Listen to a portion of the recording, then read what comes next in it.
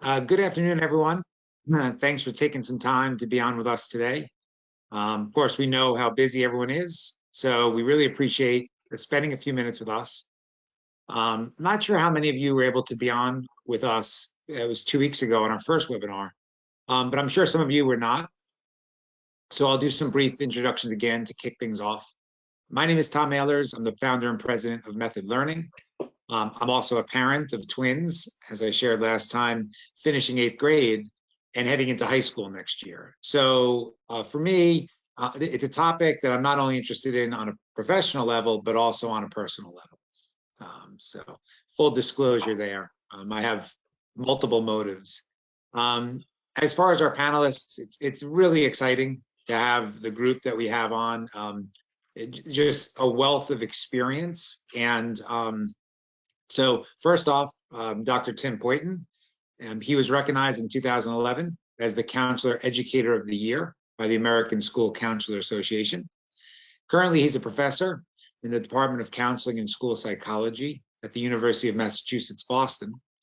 And Dr. Poyton is committed to improving the transition from high school into young adulthood through his research and also his teaching. So welcome, Tim. Our second panelist is Dr. Rich Lapeman. Dr. Lapeman also won the prestigious Counselor Educator of the Year Award from the American School Counselor Association.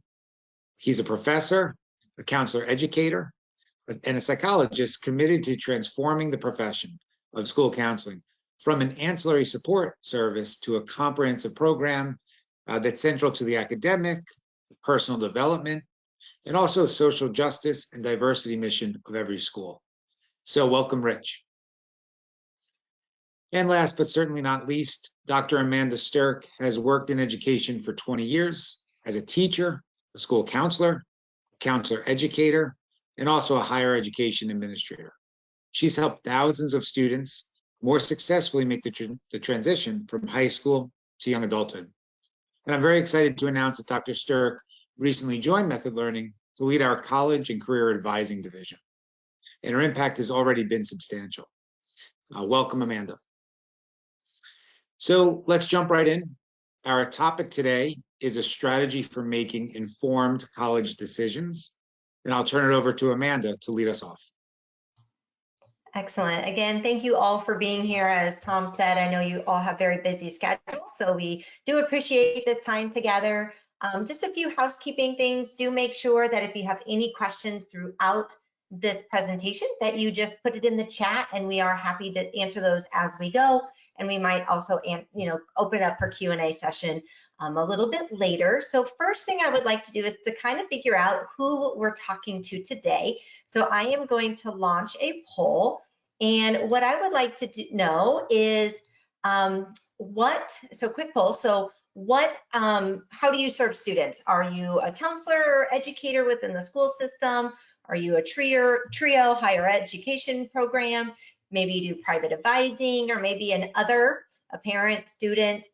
So just take a minute, always interested to know who is with us today. We got some others, some private.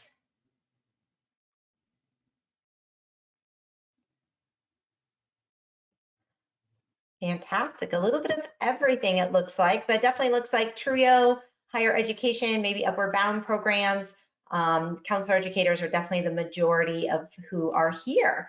Thank you very much for answering that. I'm going to ask one more question, again, just to kind of know what type of students, oh, sorry, I did something wrong there.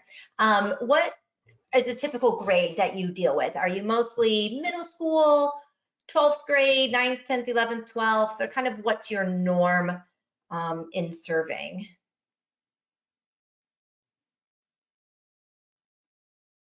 Great, we actually have a lot of middle school here. I know Dr. LePan and we were all talking earlier how important it is to start the college and career readiness process with students as early as middle school.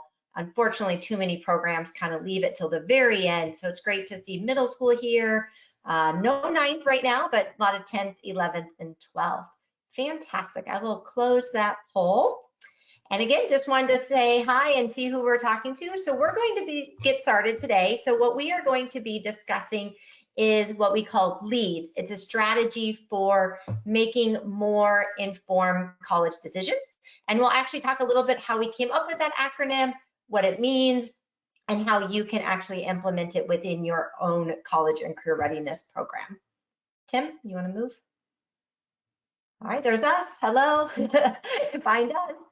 And always, Dr. Poynton and Dr. LePan are very rigorous researchers in the field. So if there's any information or data that you're looking for, they have a wide range of resources and information available. Go ahead. All right, so as Tom kind of mentioned, we did do a presentation 2 weeks ago, and what we really dove into at the first presentation was what are some of the key knowledge and skills that students need to be college and career ready. And there are really 2 different sections that we have in our College UnMazed workbook, which is where we really put all this information together to create that comprehensive school or education program to help students through the college going process. And so the first section of the book is really talking about how do you build the key skills and knowledge. So we talked last time about building your U factor, the importance of building an academic factor, the importance of the career factor, and then we also talked about the need for more discussion around building a student's money factor.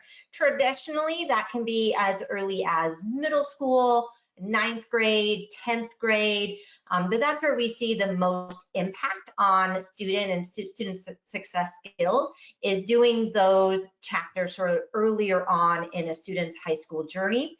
And then we're going to be talking today about the second half of the book, section 2, which is the LEAD strategy. And that's going to be about building a college list, exploring colleges, applying to colleges, even deciding on a college, and then how to develop a plan to be successful in a college. And it was interesting, Dr. Poynton and I, we went to the ASCA conference last year and was able to speak to hundreds, if not thousands, of school counselors and project leaders like you.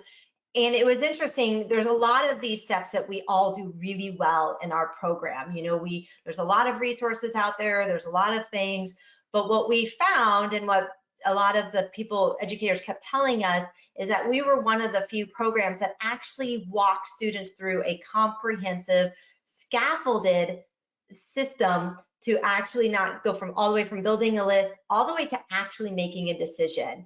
And I think that's really unique about our program and sort of how we do LEAD. So I am excited for you to hear that information today. Next slide.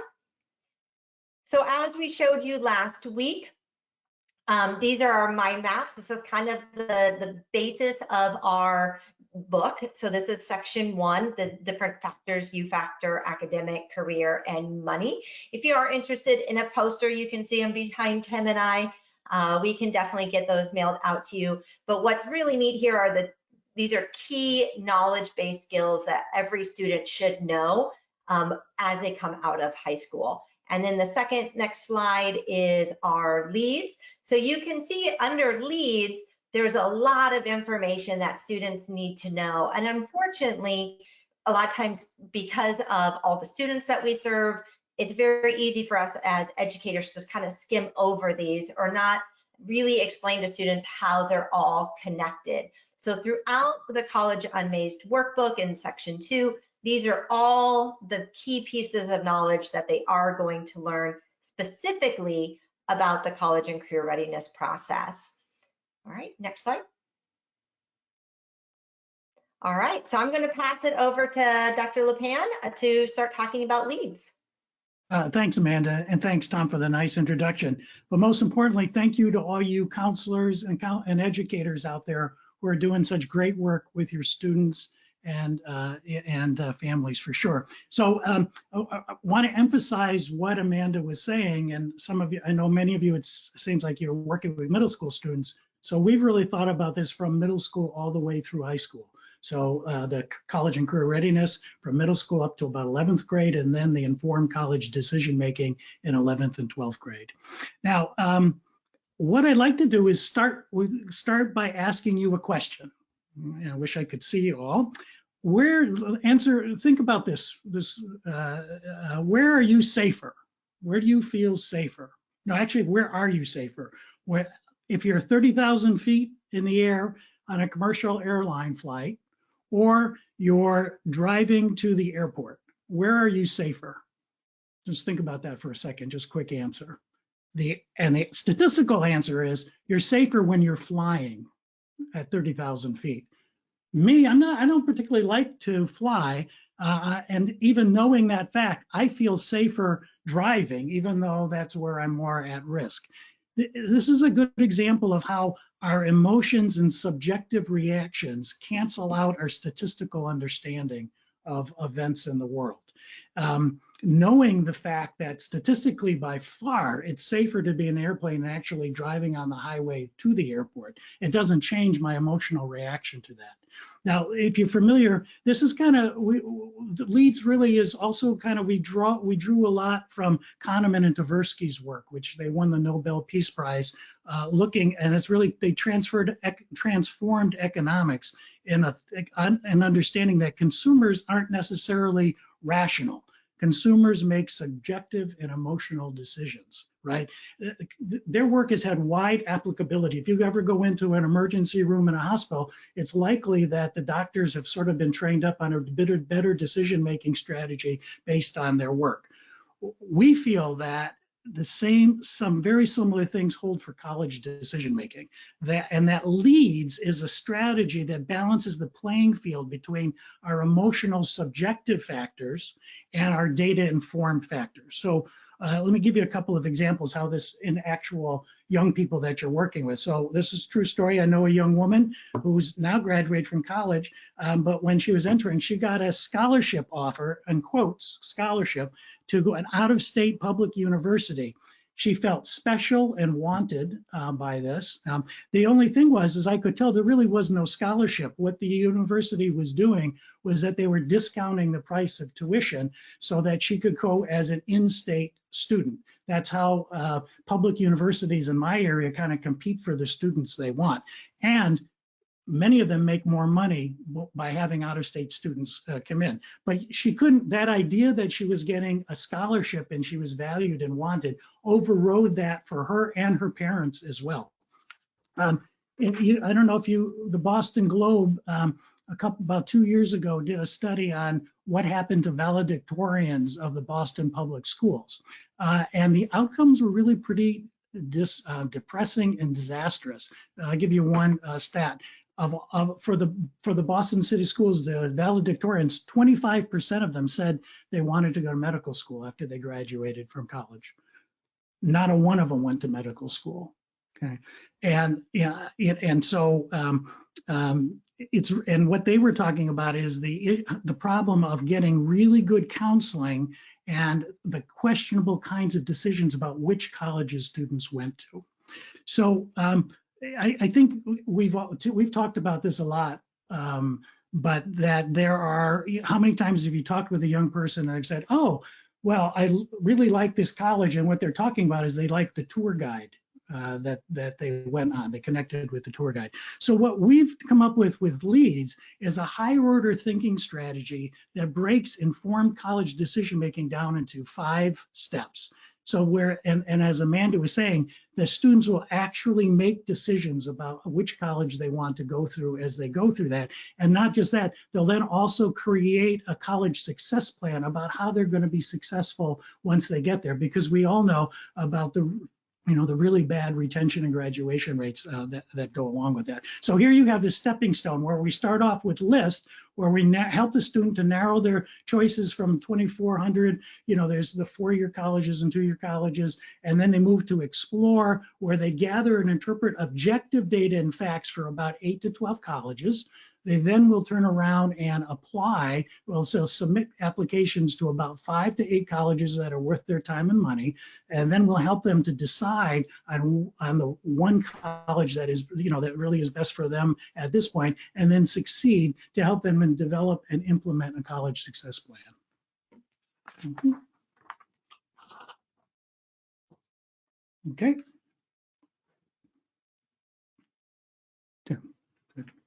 So, anybody else have anything to add on the leads to what Rich provided? No? All right. So, basically, what this comes down to is fit. How do students make decisions about what fits them? So this is, you may have seen this before. This is from Gestalt psychology. This is actually Rich's from one of Rich's ideas that we put into practice in the book, essentially. But some of you will look at this and you'll see an ornate vase if you focus on the black. But if you focus on the white part of the picture, you see two faces looking at each other, right?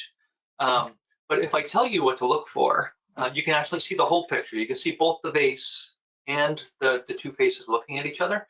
And that's what we're trying to do through the LEAD strategy. And what we're going to talk about here in a second is the 6 keys of college fit, is to give students and families the tools to figure out what to pay attention to so that they see the whole picture instead of just part of the picture. All right.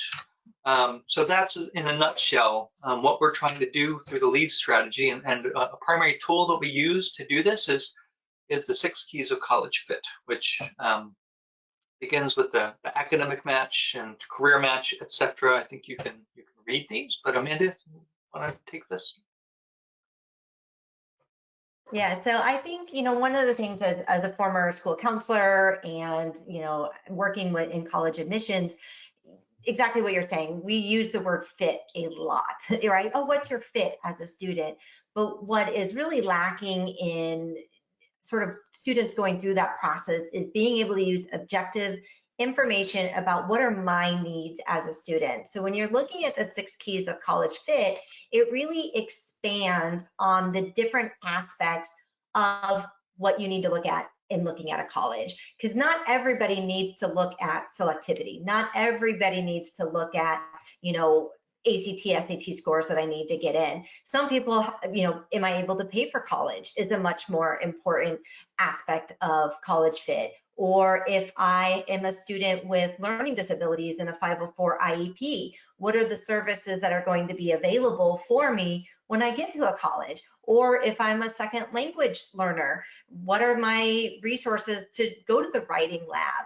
And, but the problem is a lot of times when, just like Rich said, when we talk to students about your fit, it's more about how did you feel when you went to that campus? What was the marketing strategy they used when you went to do that college tour? Did you see the nicest dorms or the really ugly dorms that you're actually going to live in? And so what we do is each step of LEADS, we have students analyze and gather information about each part of the 6 keys. And so that way they're determining throughout their entire college going process what's most important to them and how each college actually matches them. So I'm going to take a quick little poll here. So if you read these really quickly, this poll is, let me share it here. Which of these keys do you think most students focus on? Now, I realize we had to put student outcomes and student support together because there's only 5 choices you can put in this poll. So look at them really quickly. So when you're talking with students, do you think they're really focusing on what's my GPA and test scores? Do they have my major? Do they have internship opportunities, which would be career match? Personal match is diversity, location, public, private, special mission, financial, can I pay for it? And then we have student outcomes and student support. And it's interesting, I actually did the same poll with students and parents about 2 weeks ago, and significantly most came in actually at academic match, saying that that was their most, and then personal match came in second. So it is interesting. Personal match and financial match is definitely the highest here in this poll. But we know 1 in 4 adults are going to have a mental health crisis, and so how many students actually go on to a campus and ask about, if I get into a mental health issue, how do I get support? How do I make sure my advising and I'm going to have success? So very interesting. So yeah, personal match. You got location. Is it public, private? Excellent. That's very interesting. Tim and Rich, do you want to say anything about the poll? Well, I can't quite see the results, but I mean, I think you're making excellent points. It's the importance of looking at this from multiple perspectives. It's kind of like, think of a pizza pie that's sliced into 6 slices. If you only take 1 or 2 slices, you're leaving a lot of the pie behind. Academic match is critical, but now as a parent of 2 daughters who graduated from 4-year colleges, I would say going to the student supports services, the learning center. Is there a writing center on campus? And the career center, what kind of internships do they have? What does the alumni network look like? Both of my daughters got their first jobs out of college because of the career center and the alumni networks and their internship programs. And if you only take 1 or 2, then you miss 3 or 4 or 5 other valuable perspectives. Just to add on to that a little bit, to be kind of clear and transparent about how the 6 keys of college fit works with the LEADS strategy, is that if you try to look at all this information at once, it's really overwhelming, right? So what we've done with the LEADS strategy is we figured out and we pulled out which pieces of information to pay attention to at each step of the way over the year or so that people are actually going through the college decision-making process, so that it makes the information more accessible and more usable without it being overwhelming. Like that's what I see as one of the real gems of combining these things, the 6 keys of college fit with the LEADS strategy, is that it does make the objective information. We all know that the objective information is there, things like graduation rates, retention rates, information about financing, all that stuff that's readily available, but a lot of times it gets overlooked or not looked at very well because there's just so much other stuff to pay attention to, like the menus for the dorms, for example. Other things that are important in some ways, right? But there's a lot of things vying for people's attention. So what we've done with the LEADS strategy is try to refine it to each step of the process so that it makes that information more accessible to folks. And I will say we are going to show you some more slides about when to bring each of the keys into the process. But after this webinar, we're going to be doing shorter, just sort of 30-minute recorded on each of the keys. So if you are on this email list, I know Method will be sending those out as well, so we can dive a little bit deeper. So if you do have additional questions, be sure to open up those emails as they come in, because we are going to be discussing that so you get more information. Okay, go ahead, Tim. All right, so we'll just transition into the first step of the LEADS strategy is list. So the primary objective of this list phase is to identify good options of colleges that generally fit you without getting overwhelmed or missing missing any really good options. So at this phase, we kind of recommend you should have about 10 to 15 colleges. That's going to vary from student to student, but 10 to 15 is a good target, I think, for most people. For example, the number of colleges you're considering is going to be limited in some ways by your geography. California has 233 4-year colleges. Texas has 129. Wyoming has 3 4-year colleges. So 10 to 15 colleges in Wyoming, if you want to stay within 250 miles of your house, is going to be a challenge, perhaps, right? So, so just know that. The other thing here are the pieces of each of the 3 of the 6 keys that you're paying attention to in the list phase. You're paying attention to things like location and distance from home. If you're looking for a college that has a special religious affiliation or a special mission, such as an HBCU, like those are the things that we're attending to in this first step.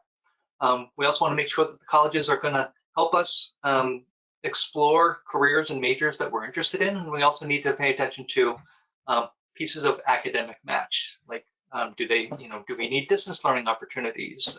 Is there any credit for prior life experience, type of college, 2-year, 4-year, etc. You'll notice what's not on here, critically important, but not on here, is financial match.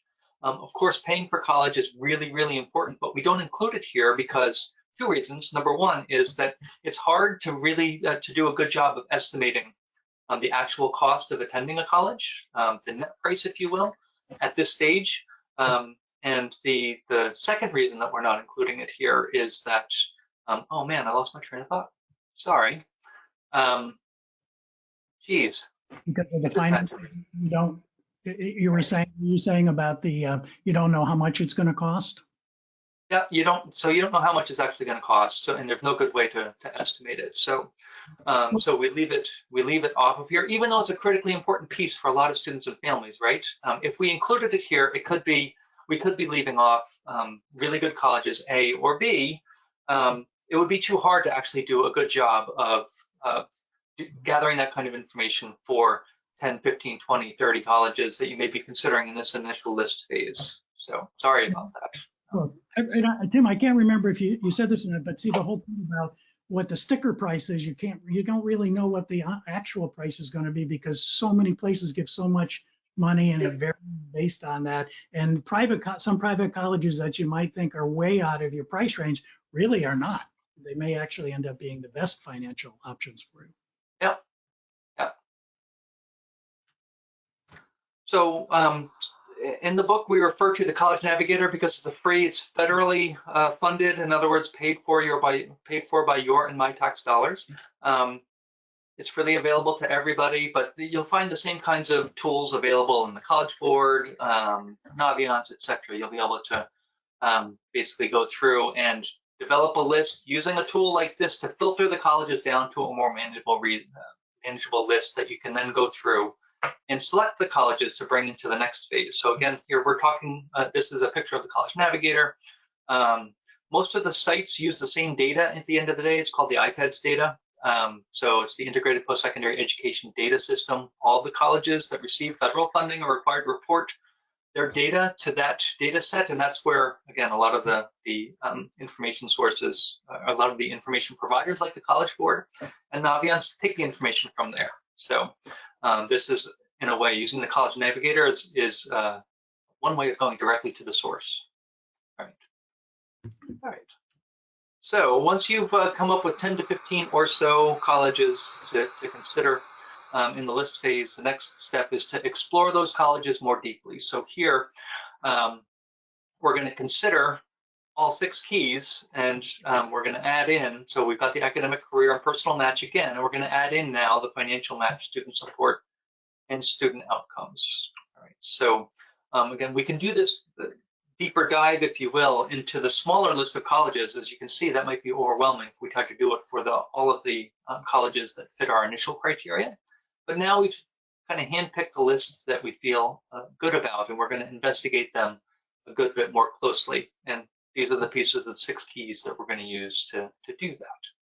So something else that we're considering here as part of this is, I don't know how many people here are familiar with the Common Data Set Initiative. So I'm going to assume that you're not because I don't think you've heard of it, but just so that we're all on the same page. The Common Data Set Initiative is a data reporting form that some colleges voluntarily use to share information with lots of places like US News and World Report, the College Board, etc. It gathers information that's often not also available through IPEDS. One of the things that they provide on this Common Data Set Initiative report is information about the factors that are used when making admissions decisions, and they break that down into the academic and non-academic factors. So you can see here at this college, they're breaking things down. What's very important are the academic factors, obviously, rigor of secondary school record, that's your high school transcript, essentially, your GPA, and your standardized test scores. Again, this was an example from before the pandemic, where now many have gone test optional, but you'll see down here, at the very bottom of this is level of applicants' interest. This is something that has driven a lot of my work in this area personally. The fact that not enough students and families know what level of applicant interest is, or it's also known as demonstrated interest. So a lot of people don't know that if they may be improving their chances of getting admitted to the college if they do a tour, if they follow them on social media, if they interact by email with the admissions representative. All of those things are ways of demonstrating interest to a college. That for colleges that actually track that kind of information, that can improve your chances of actually being admitted, right? So that, again, that's one of the things that you can learn by looking at the common data set that's available for a college. The way that you find this, again, I know that many of you probably know this, but just in case you don't, the way to get the common data set information, it's not located in a central repository, so to speak. The easiest way to find it is just to do a Google search for common data set and then the college's name. So I work at UMass Boston, so you would search for University of Massachusetts Boston common data set, and that will bring you to the page on the college's website where they post that report publicly. and then you can find this information.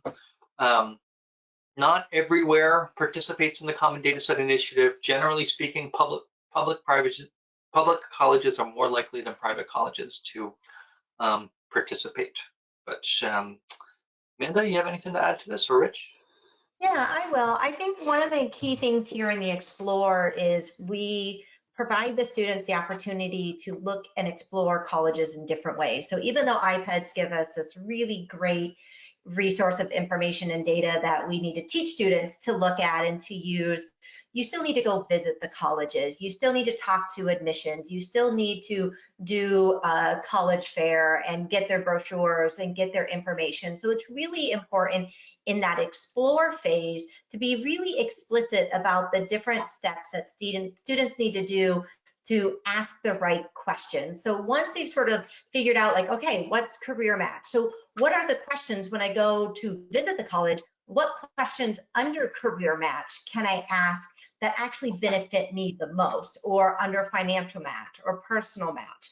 And sometimes you have to go explore a website a little bit. You have to talk to admissions. You have to do that. And so one of the things, and Tim will show you our college data organizer. So sometimes information is readily available and we can, easily compare schools about acceptance rate and ACT, SAT.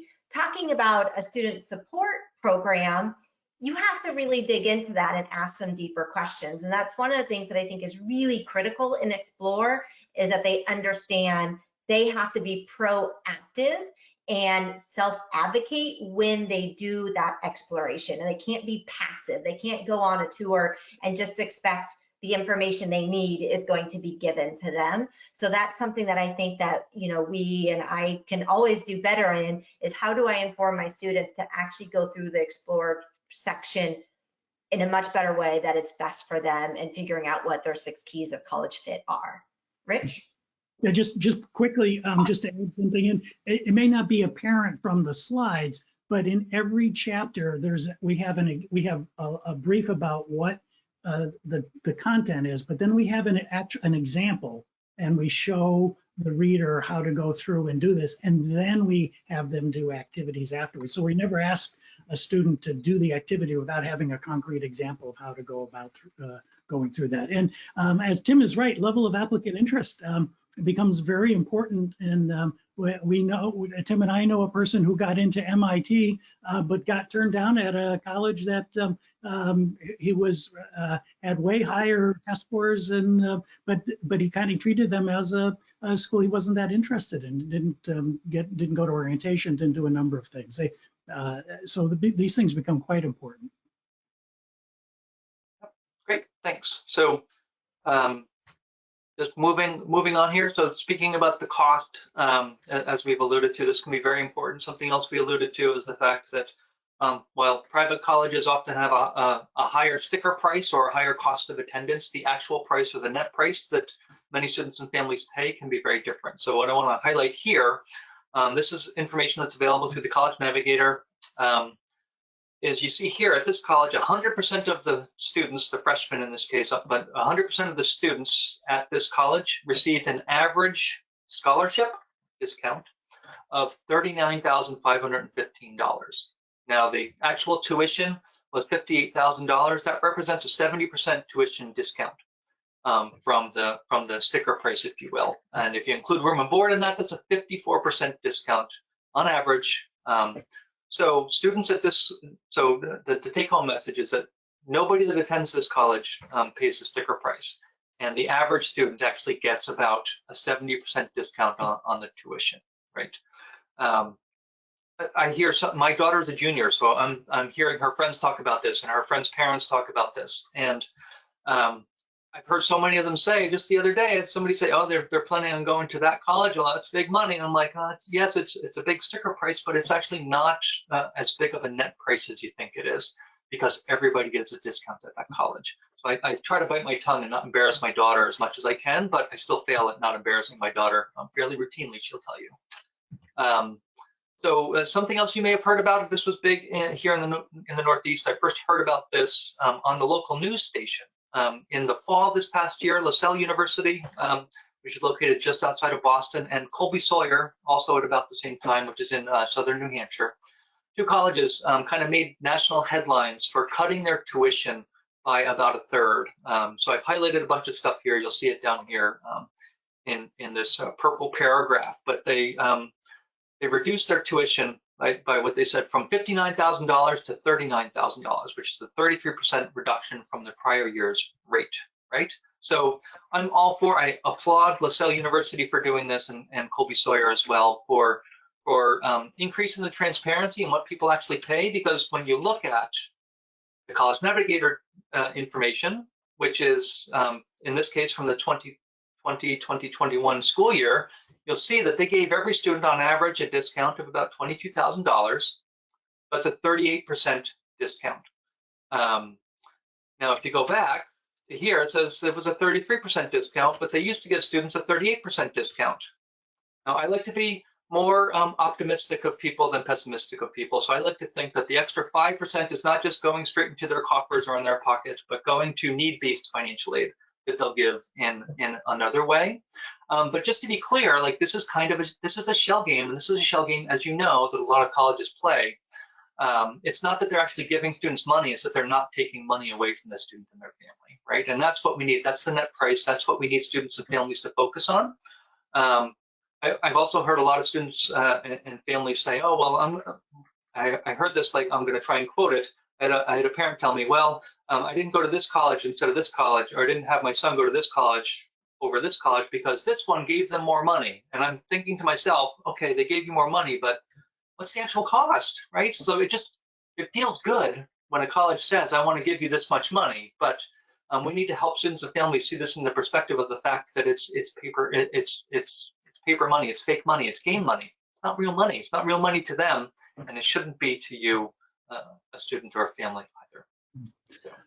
Just quickly saying, with going along with Tim is saying, you see too the marketing and branding that's going on, and to really one of the things we hope that LEADS does is really kind of help someone become savvier about what's actually being offered and what's actually being said, and be able to see through some of those emotional appeals that are being made. Yep. So just really quick, you'll also find this in the College Navigator. They do present information by income, which can help students and families, particularly in the lower income brackets, to estimate, better estimate in an early stage without doing the net price calculator.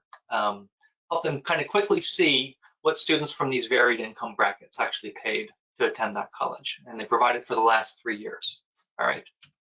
So this is the snapshot of the College Data Organizer. You can see on the left here, you can download the College Data Organizer from collegeunmazed.com/downloads. So I'm going to show you the actual College Data Organizer, which is an Excel file. So right now it's available in Excel.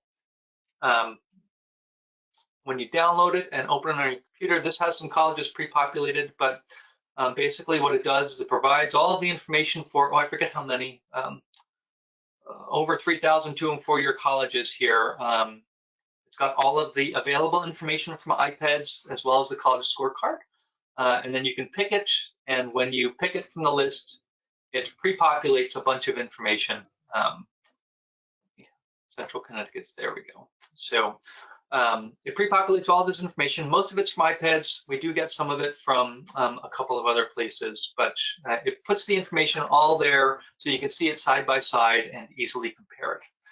So some of you might be saying, well, you can do this on the College Navigator and you can do this in the College Board, you can do this in Naviance. So what makes things different here? And the difference is that we link this with the 6 keys of college fit.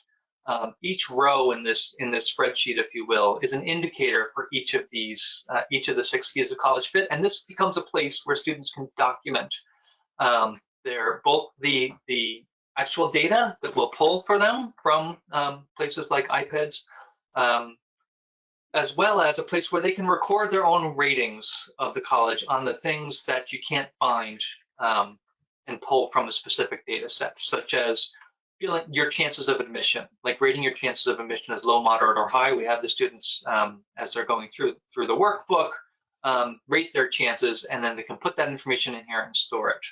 But we've organized this around the 6 keys of college fit as a way to really help students objectively approach the process, to balance off the emotional side of the process, as Rich was talking about earlier. And we've got all 6 keys are here. We've got a lot of information on academic match. We've got a lot of information here related to student outcomes. Graduation rates, 4 and 6 year graduation rates. We've got the retention rate. The retention rate is another thing that I'm pretty passionate about. I like to think of the retention rate as the freshman satisfaction score for a college. The national average for 4-year colleges is about 80%, right? So at this college, this is, I'm not trying to ding Central Connecticut University here, but they have a lower than average retention rate, or freshman satisfaction score, as I like to call it. So that might raise some questions. If you're considering going to that college, that's raise some questions for you for admissions, like, oh, what are they doing? What are you doing to support your freshmen?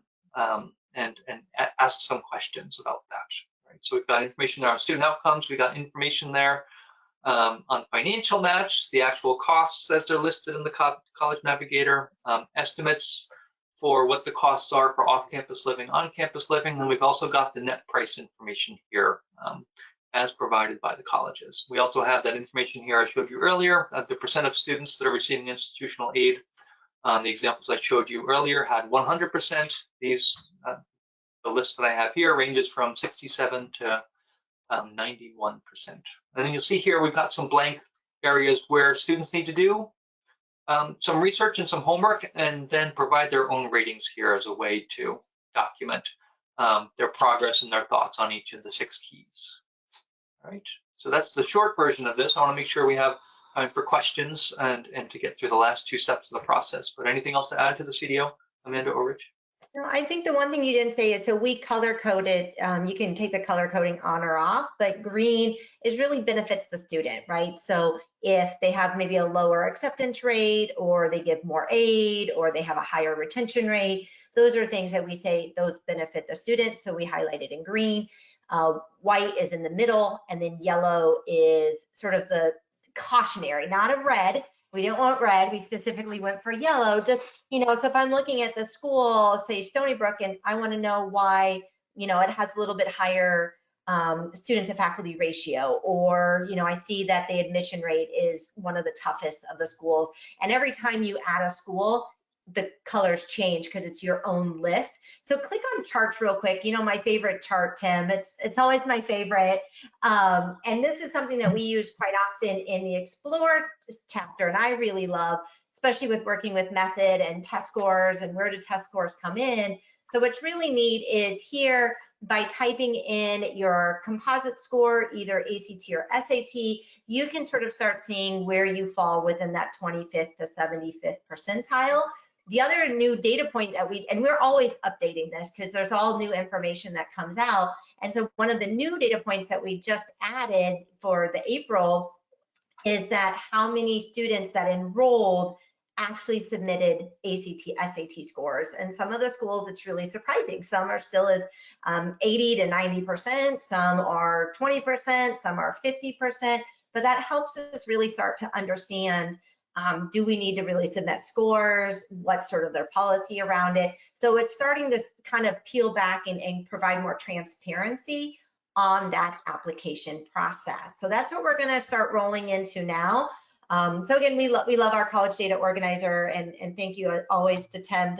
He takes tens of thousands of lines of data and putting it all together so it makes sense. So now we're getting into the apply chapter, which is really important. And I do think we spend as counselors a lot of time on the application process, but as we just showed you, we spend a lot of time talking about making sure the list is inclusive of all the different things that a student should be focusing on. So one of the things, the first thing we do in the apply chapter is we actually have each student rate each college based on their 6 keys of college fit. So according to me, how do I feel Colby is? How do I feel LaSalle is? How do I feel University of Florida is? And looking at all that information, because we've taught them what information to look at. They've explored their colleges. And so now this should help them really narrow down the list to where do I think I'm going to be successful and which colleges actually have the things that I need. Next slide. So then what we do is once they sort of narrow down their sort of, where they might want to go, we have them look at the 6 keys of college fit, but now we look at sort of the admission side of the house, right? So are you meeting the sort of the admissions decisions or the chance of admissions to get in? So do your academic factors align with that college and what they're looking for? Do your non-academic factors align? And then what's their selectivity? So even though you have all these perfect ACT and perfect SAT and perfect scores, if they have a really high, really low selectivity, it still might be a really difficult school to get into, even with really high scores. So one of the things at this point, we see a lot of people and educators use the reach, match, safety. We are not fans of that because we really feel that it disempowers the student to put themselves into the equation. So what we want to bring together is my overall fit, what college really fit me, and really what are my chance of admissions looking at academic, non-academic factors and the selectivity. And so we actually have them, and this is a really unique process. I think I've never seen this done, is this 3x3 decision chart. So we start kind of mapping them out saying, okay, if this fits me well, and I have a high chance of admissions, or I have a low chance of admissions, but it provides a greater and deeper context in where you should be applying. And what we want students to see is that we're not just selecting all low chance of admission schools, and that we're also looking for high overall fit. And we're trying to find sort of in that middle range. Can I get in, and will it meet my overall fit so I can be successful? And if that happens, we feel that that intersection is where the student's going to be the most successful. Go ahead. Oh, can I say? Yeah, go ahead. Yeah, I should go back one, Tim, real quick. Right. So clearly, what we think is that informed decision-making about which colleges to apply to, it's the intersection between overall fit and chances of admission, just as Amanda is saying. And we have this 3x3 table, and really we want students to focus on the bottom right, the 4 quadrants, because those would be what's typically been called target and reach schools, but it's moderate and high fit. So it really lets you, again, look at this from the 6 perspectives of these 6 keys, and also now taking into account the selectivity of the college, and then the academic factors, the non-academic. So you're really taking into account, you're looking at those things in particular, and that's how we help students through activities to identify the 5 to 8 colleges that's really worth their time and money to apply to. And you're getting these 2 very powerful forces, selectivity of the college and the 6 keys to work together for the student's behalf. Absolutely. So that should really narrow down the where should I apply. And then what's important after that is really then building your college admissions documents so you can increase that chance of admissions, right? Really making sure that they have a strong resume, that they have a strong personal statement and essay, that they have great letters of recommendation that really help sort of explain who they are as a student, their character, their personality traits, their extracurriculars. Also looking at the submission of your ACT, SAT scores, your transcript, and then obviously a key aspect is completing your FAFSA. And so actually the resume, we actually have students start working on that as early as freshman, sophomore year in the first section, so they can bring that back together when they're applying for both admissions and for scholarship opportunities. So walking the students through, now that you know where you're going, you have your documents, and then also looking at the different deadlines. As we're seeing more students are applying earlier, so we really want students to be aware, when should I apply? Do I apply through institutional app or a common app, or even here in Florida, we have a lot of alternative admissions, maybe through summer admissions, spring or special programs or 2+2. So we really want students to sort of, again, explore that chance of admissions in different programs and in different ways. So walking them through building quality admission documents so they are successful. Tim?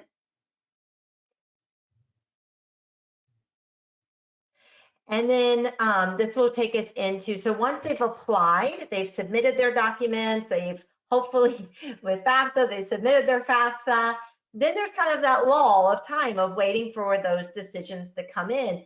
And really, and I'm going to turn this over to Rich, this is one of the most critical parts of LEADS is actually making a quality decision. So Rich, you want to add to decide?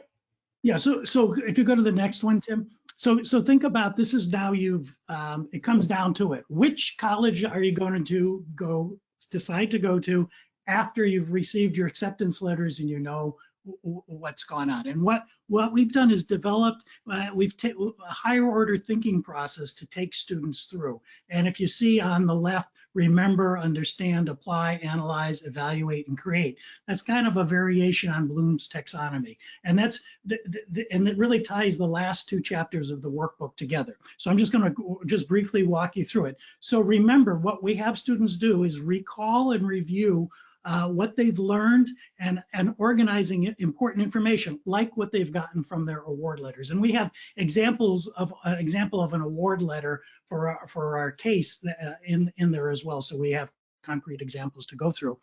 As we move up the pyramid, we go to understand, where we have students compare their award letters, their fit ratings, and then we ask them to make some personal desirability judgments. So what we do is we have them, again, rate their overall fit and match from the 6 keys, and then we have them now rate their personal desirability to allow the emotional side to come in to say, well, I really like this or I don't really like this. And again, they then are able to find a home, if you will, for each of the colleges that they've been accepted to into our 3x3 table. So you can see desirability by overall fit. So from low to moderate to high desirability, from low, moderate, and high fit. And again, we would sort of look at those last 4 boxes on the bottom right in terms of, so what we want students to do now is compare the colleges that way by fit by desirability, and then apply.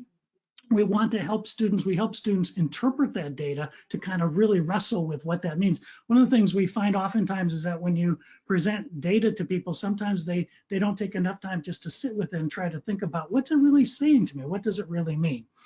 So we give them an opportunity to do that. And then we have them analyze the data, so where we have them explain the reasons for and against choosing a college and its rating to their college support network that we've explained earlier in the book, and to their family. So they actually have to then take the information and go and talk to people about that. And then we have them evaluate, where they actually have to consider the feedback that they get from their family and college support network, take that into account, make a final decision. We have a decision tree example that they follow where they actually go ahead and do that. But then that's not the end of it, because then it's okay, well, now you've been accepted and you've decided you're going to this place. Now, how do we ensure that you're going to be successful? How do we increase your chances of success? And that's create. And what we help them do in the last chapter in the book is to construct a college success plan. Go ahead, Tim, you can move to the next. Oh, unless, would you like to say something about decide? Oh, good, okay. So the last chapter, chapter 9, is about creating, it's being successful. So LEADS, being successful in developing a college success plan. There's a whole lot of data out there that if you look at financial factors, academic integration factors, and social integration factors, these things have a whole lot to do with retention and graduation, students being satisfied and students being successful. And so what we want to do is now cap all of this off, kind of a capstone, I guess that's a way of looking at it, experience, and have students actually now develop a college success plan that includes financial, academic, and social. And we have them break it up to, what are you going to do the months over the summer before you start, and then what are you going to do during the school year? So the whole problem with summer melt about students who get accepted, but then they don't actually follow through. We hope this would also help with that. So let me give you a couple of examples that come from our case that's in the book. So in the financial side, in the summer, the student gets a part-time job and develops a budget, and they get all their paperwork in, because all that paperwork stuff that has to go in. And then during the school year, they integrate work study and also what they need to do to keep their scholarships at 100%. Actually, so we have a case that I'm talking about, and Amanda approached a school, a college, that then generated an award, financial award letter, and the college said, well, if this were a real person applying here, we give them 4 scholarships. Each one of those scholarships had different requirements that they had, that the student, and they had different GPA, and also one of them, by the junior year, they had to give so many hours of community service work. So so each of those 4 funding sources were different. So to keep 100% of it, they require different things. So how to be on top of that as they're moving through. Academic, the student then over the summer enrolls in classes, speaks to an advisor, and attends a mandatory orientation, because they have both, at this college, they have both voluntary and mandatory orientations. And then during the school year, she then goes to the Learning Resource Center, to the tutoring services, to the writing services, to the career services, to really find out what are all of the different things, disability services, counseling services is needed. What are the supports that are there that are going to help me be successful? College services on a lot of campuses have improved greatly, and they're very much aware of the factors that promote retention and graduation, and you're gonna, and so you ought to be able to find some help there. And social as the last one, where during the summer they'll explore their living options and attend the kind of difference. There's some social orientations as well.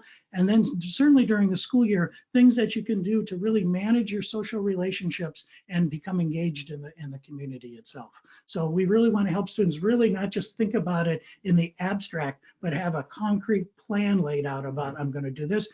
This one particular student played soccer in high school. So one of her to-do things is to then go and talk to the soccer coach about when do tryouts happen for the team, those kinds of things, very specific, concrete steps they can take.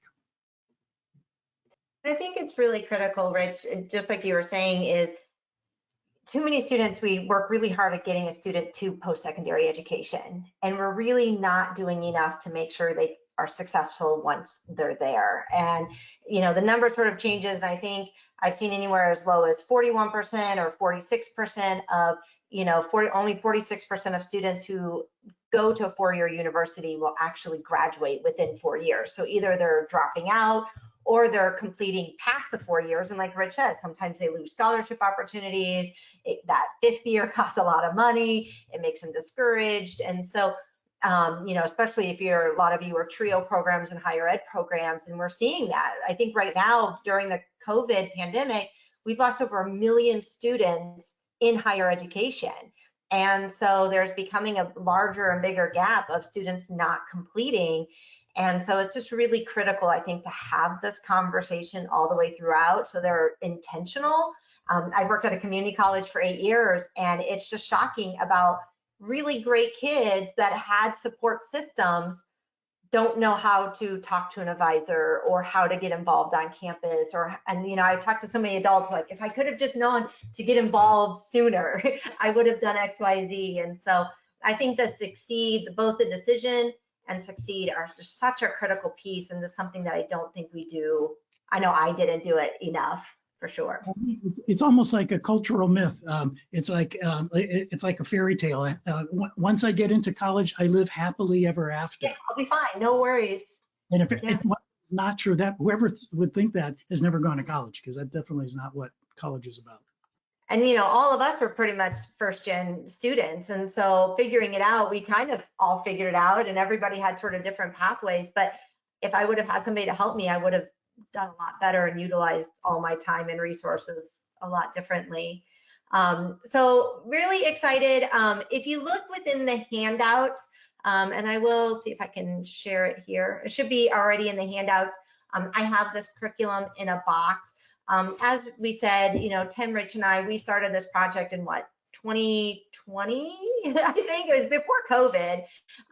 And we just all got together and said, you know, there has to be a better way to have these conversations, make it more fruitful, and make sure that instead of just being so transactional all the time, saying the same thing over and over again, that if we can give them that really quality information ahead of time, when I do see a student and we do meet in a classroom, or we do get that moment of I can look at their documents or have that sort of personal interaction, that it becomes much more transformational, that we can really focus on the student versus sort of those generalized questions.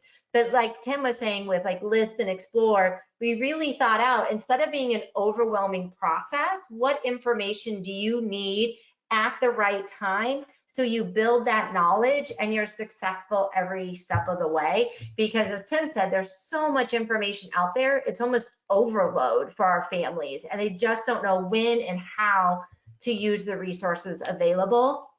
And so Kyle and Anna and Paige of the Method team have been phenomenal. They've been talking to schools and TRIO programs all throughout the United States, and it's great seeing all these schools that are interested and are going to be implementing College UnMazed in their college going programs for August. And so we really would love to show you the full book, walk you through it, explain what this program can definitely do for you and your school or your program. And so if you use that QR code, they are giving a 20% off. I've already seen schools using it, which saves substantially.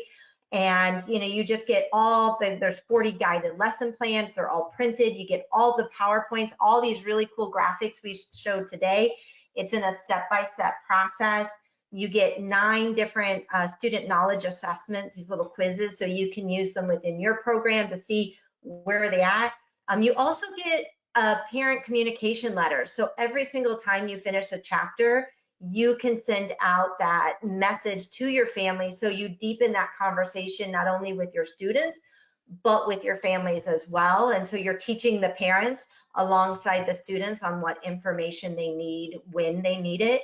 We have chapter summaries, there's extensions, there's the college data organizers, there's printable workbook pages like essay brainstorming, questions to ask at a college visit, letters of recommendation forms. So all that stuff is available.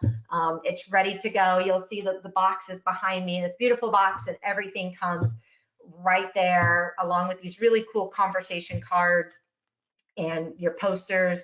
So really it's a one-stop shop. Everything is in there. So I know we're just excited, and Method is excited to really create this holistic program of the academic side and the college and career side. Tom, do you want to add anything to that?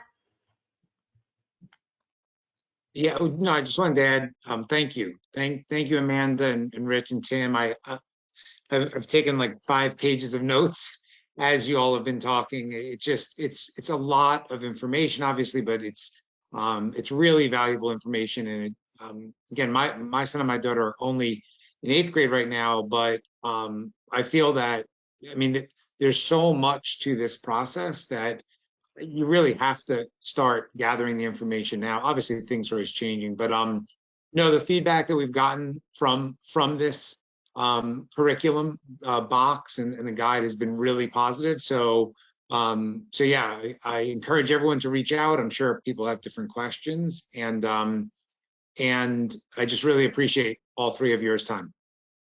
Awesome.